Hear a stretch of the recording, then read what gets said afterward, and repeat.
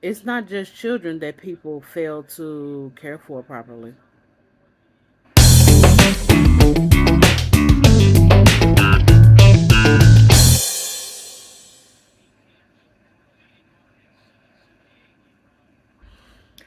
Greetings and salutations. This is your girl, Outspoken Diva, and let's talk about it, shall we? Within recent days, maybe weeks, probably it's probably weeks. Um, the court show judge Greg Mathis is facing divorce. His wife, um, Linda. I hope that's right. If it's not, I'll write it here and what her real name is. Her actual name is, I think, is Linda. Filed for divorce from him after 39 years. And first of all, I can admit to you guys that everyone else was shocked about them getting divorced, and I was shocked that Greg Mathis was married. Not that he doesn't present himself as a single man.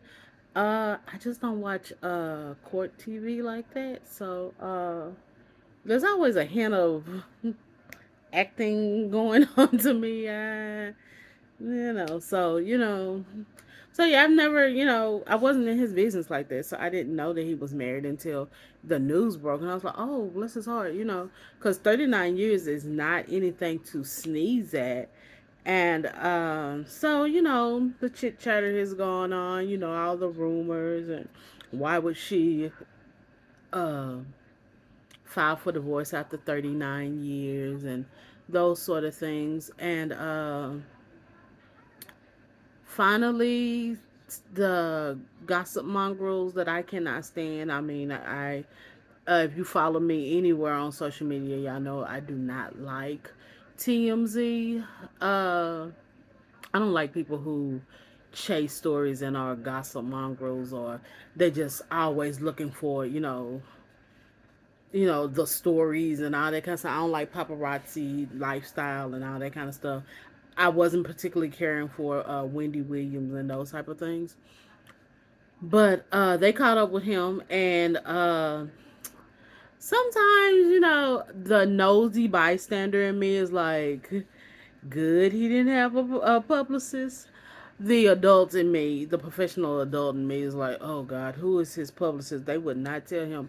But they caught up with him and with Judge Greg Mathis, and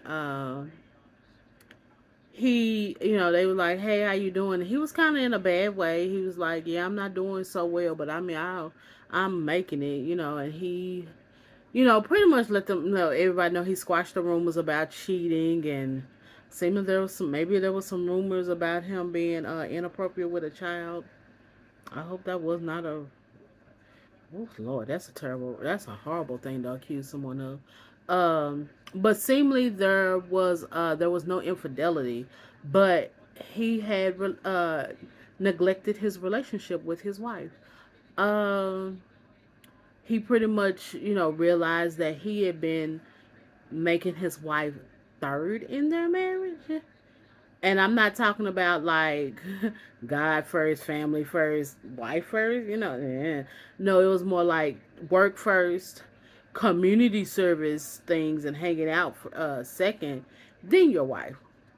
And his wife is tired of that life, and she yeah, that's why she filed for divorce. And he was pretty much telling people, let him be a cautionary tale that, you know, you need to take care of home. You need to take care of you need to take care of your relationship uh more than you need to be out in the world. And what he was saying was right. I know it's a lot of folks. Women want it. They want too much, and they say one thing. It's one thing to have to work all the time. It's another thing to not be at home all the time. Also, as he said, his job is one thing, but then also the community service work and kicking it with your boys, and or if you're a lady, kicking it with your girls, or those in between, whoever your friends are, or like I said, you putting social activities in front instead of being, not just at home, but with the person that your significant other. That is an issue, okay? Um, and I could see where at some point she probably felt lonely. Their youngest child is like 34 years old, so they've been empty nesters for a minute. And yeah, at some point, his wife should have, when you get off work, come in and check in. Not be gone for 3 weeks at a time. And this, like I said, this is not just marriage couple, no marriage, but relationship neglect is a problem that very few of us talk about. When people talk about the end of relationships, they want to talk about the money and they want to talk about infidelity. But sometimes there is another thing called, yeah, relationship neglect. If y'all both kicking it all the time, when do y'all love on each other? And I don't mean love on just each other in a physical sense, but that too. But just the emotional sense. Why are y'all together if y'all are never together? You know? And if I truly loved you when I married you and we supposed to be in this thing together, we need to be together. And like I said, I can't, he's a man, so of course, it's gonna be the conversation is man centered. But ladies too, y'all always some of us will be at brunch, and or happy hour, or doing our community service thing, the garden club, or the what is it, Jack and Jill, or whatever social, those that are part of sororities, or community service societies and things.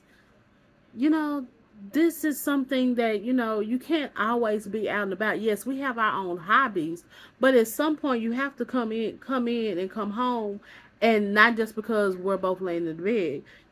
When do we have time to talk? There are things that's going on at the house.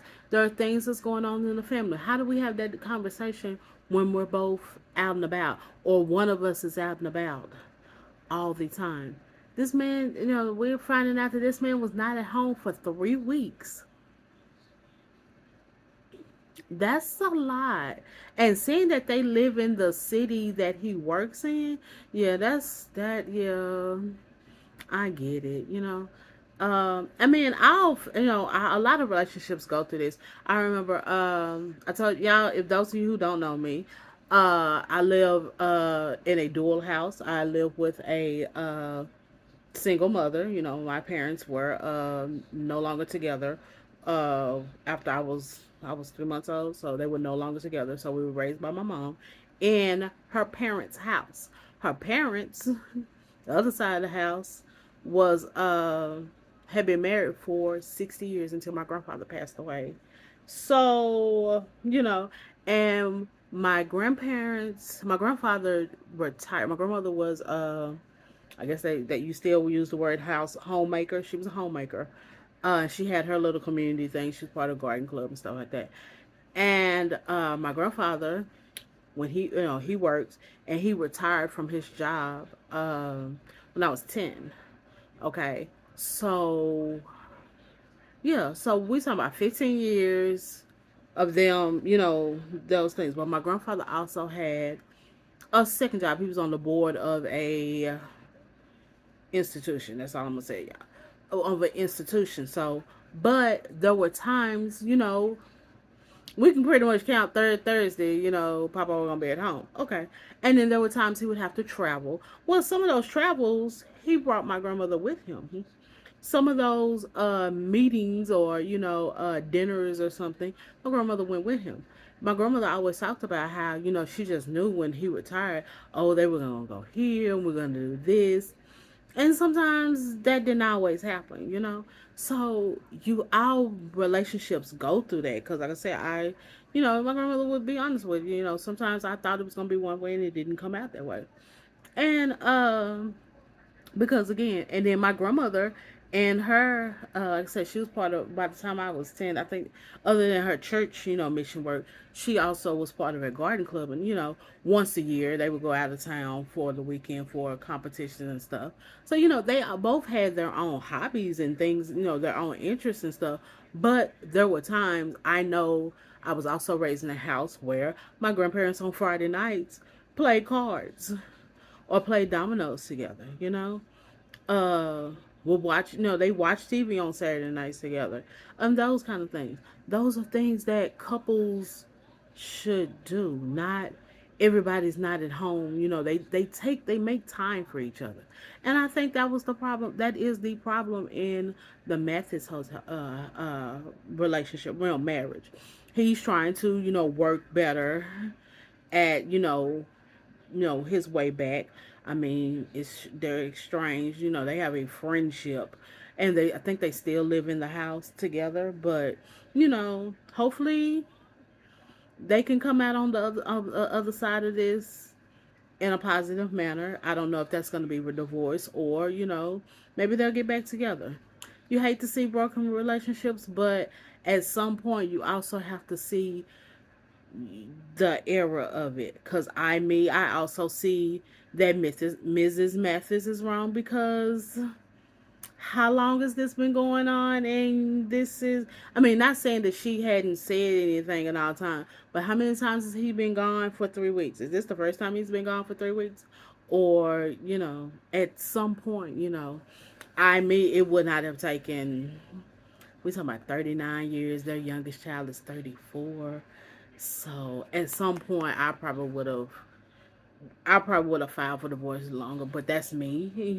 I'm also not a married woman, so never been married. So of course, that's my opinion. But yeah, it's unfortunate. Do y'all ever recognize neglect in your relationships, dating, or those of you who are married and things of that nature? Have you ever noticed neglect? Again, when people say the word neglect, they never think about relationships. They think about, most people think about children or pets or things of that nature. Maybe sometimes, self, neglect. But things that you don't properly take care of yourself. But your relationships need to be properly taken care of also. So, on both sides of the relationship. So, yeah, be careful about one another. Take care of one another, okay? And yeah, other than that, talking to you in adult terms.